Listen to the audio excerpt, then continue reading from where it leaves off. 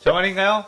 내 이름은 종타쿠 오덕이죠. 우리 종도 여러분, 오늘 하루는 어떠셨나요? 오늘이 인기 애니메이션 귀멸의 칼날에 유튜버 종타쿠다라가 요리치가 된다면 어떻게일지에 대한 가상 시나리오 일부입니다. 이 영상에는 원작의 스포일러와 개인적인 견해가 있으니 그 점 유의하시길 바랍니다. 大丈夫ですか? 그럼 시작해볼까요?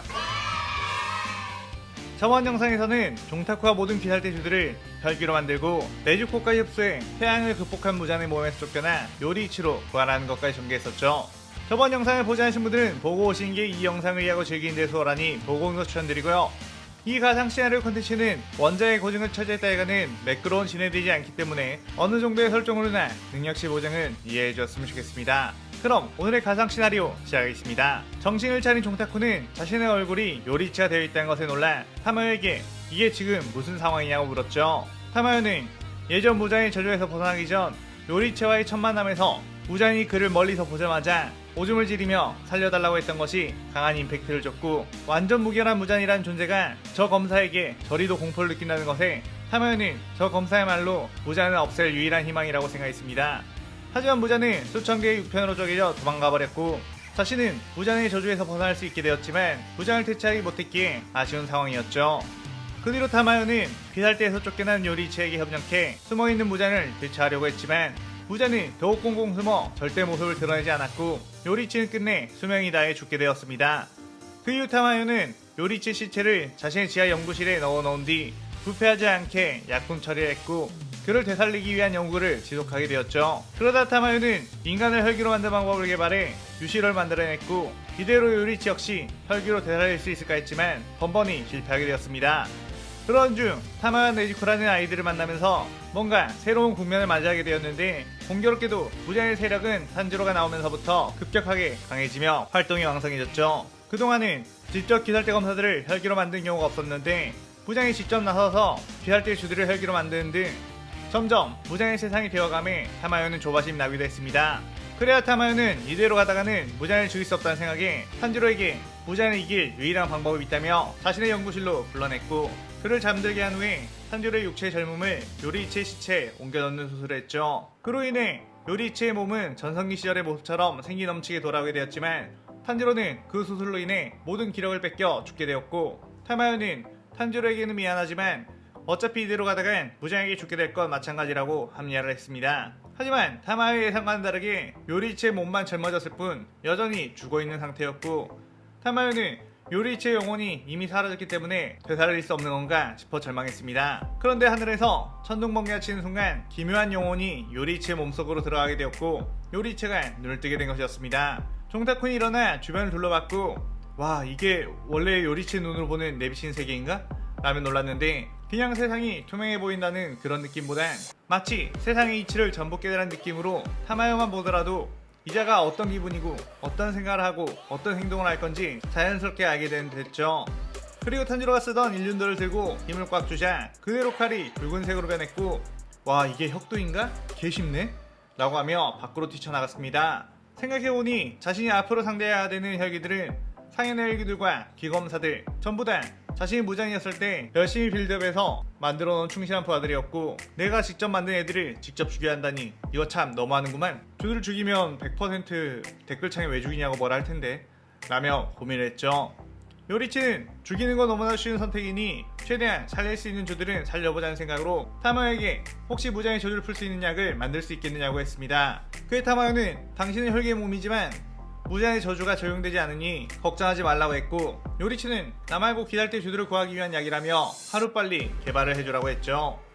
타마요는 알겠다며 무장의 저주를 푸는 약을 연구하기 시작했습니다. 요리치는 타마요가 연구를 하고 있는 동안 요리치의 몸에 익숙해지기 위해 일륜도를 들고 마구잡이로 휘둘렀는데 검을 휘두를 때마다 참견이 날아가 주변에 있는 모든 것을 베어버렸기에, 아니 이거 뭐 말이 되는 캐릭이냐고, 무장의 몸속에 있을 때보다 훨씬 더 사기적인 능력 아니냐며 차라리 이 요리치의 몸으로 세상을 정복해버릴까? 라는 생각도 들었죠. 그러다가 아직 무장의 심성에서 못 벗어났냐며 세계정보 무슨 요리치의 몸 가지고 그러는 건 너무 고인 능력이라며 자중했습니다. 그렇게 며칠이 지난 후 타마요는 무장의 저주를 벗어나게 할 방법을 찾긴 했는데 발동 조건이 붙어있다고 했죠.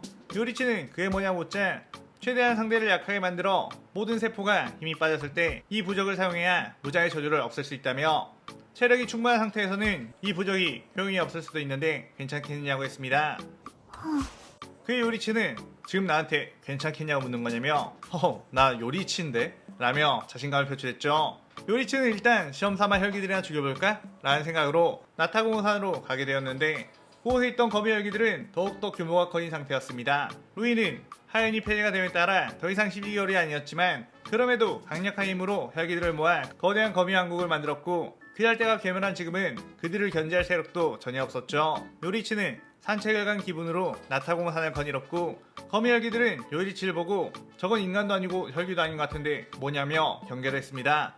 그때 아빠 거미 혈기가 앞을 막아서며 니 녀석은 뭐냐고 우리 가족이 되고 싶어서 찾아왔느냐고 물었죠. 그의 요리치는 아니 너네 가족들을 없애버리고 왔는데? 라고 했습니다. 아빠 거미 혈기는 어처구니가 없었고 보아하니 별거 아니게 보인 녀석이 책임지지 못할 말을 하느냐며 혼쭐을 내주겠다고 주먹을 휘둘렀는데 요리치는 그 주먹이 어디를 향할지 전부 예상이 되었고 그대로 칼을 휘둘러 주먹과 아빠 거미 혈기의 목을 한꺼번에 날려버렸죠. 요리치 속 종타쿠 입장에서는 가볍게 쓱 휘두르는 것이었지만 다른 혈기들의 눈에는 보이지도 않을 만큼의 스피드였고 심지어 그 궤도에는 뜨거운 태양의 불길이 남아있었습니다.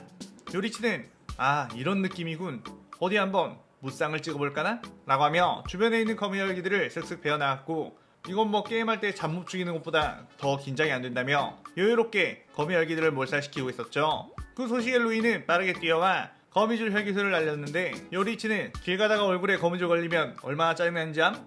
이라고 하며 어느새 루이 옆에 다가가 있었고 그대로 루이의 목을 날려버렸습니다. 루이는 거미는 익충이라고 라고 하며 소멸했고 요리치는 하는 짓이 익충인 건 인정 그런데 생긴 게 너무 해충이잖아 라고 하며 칼을 쓱 집어넣었죠.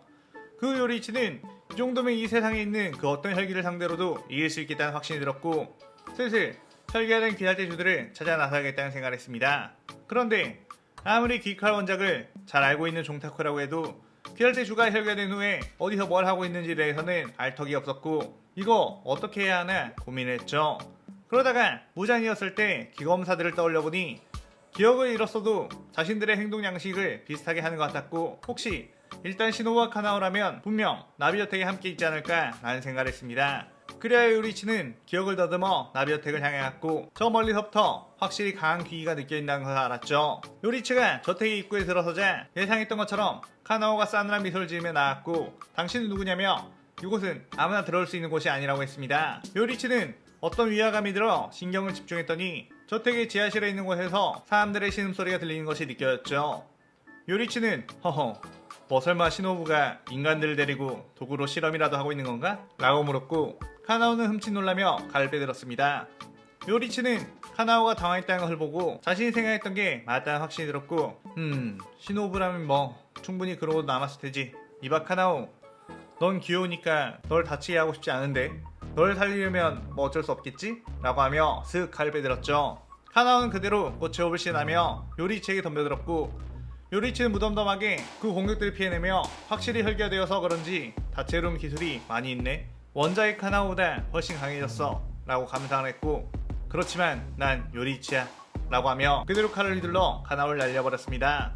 요리치가 들고 있는 칼은 칼 모양이긴 했지만 칼날이 뒤쪽에 있는 영날감이었고 카나오는 베이지 않고 뼈만 박살내놨죠. 괜히 일륜도를 가지고 싸우면 금방 죽어버릴 수도 있었기에 종타쿠가 어릴 적 즐겁게 봤었던 만화 바람의 검심을 따라해보자는 생각으로 영날검을 구해왔던 거였습니다.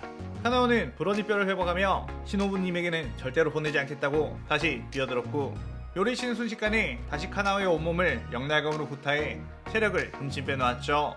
카나오는 이 말도 안 되는 실력자는 뭐냐며 저게 만약에 일륜도였다면 자신은 이미 퇴치당하고도 남았을 거라고 생각했습니다.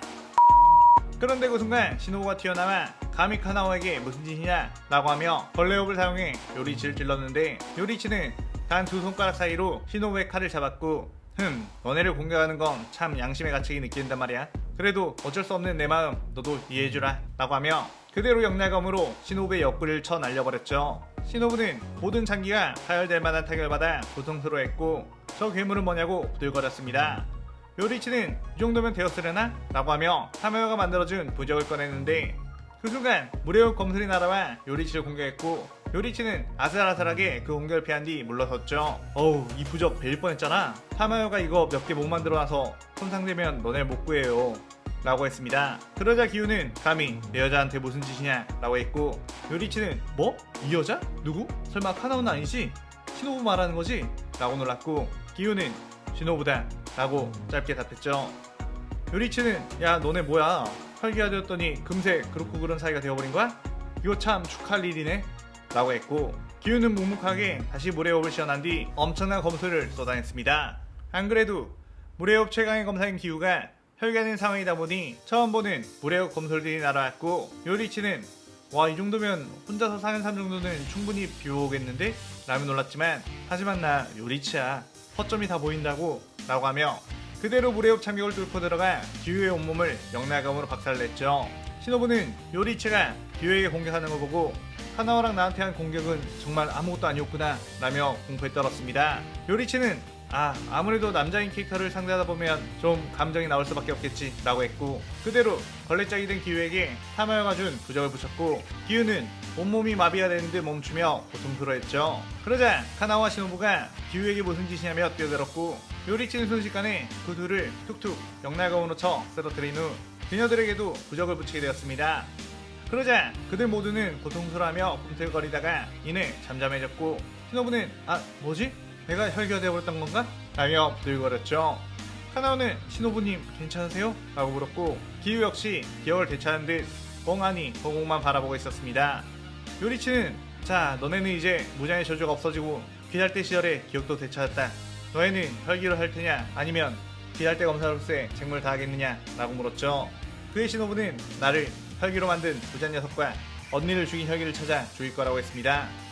기우는 나 역시 기사를 하겠다는 마음은 변함이 없다 라고 하며 칼을 들었고 슥 혼자서 다른 곳을 향해 걸어갔죠. 요리치는 기우에게 야 너 시노부랑 같이 안 가? 라고 물었고, 기우는 뭐 딱히 그녀와 같이 행동해야 할 이유가 있나? 라고 하며 그대로 걸어갔습니다. 요리치는 뭐야, 이거 모자에 저주 풀고 기억을 되찾았더니 둘은 다시 성악하게 되어버렸네. 괜히 기억을 되돌렸나? 보기 좋았는데 라고 했죠.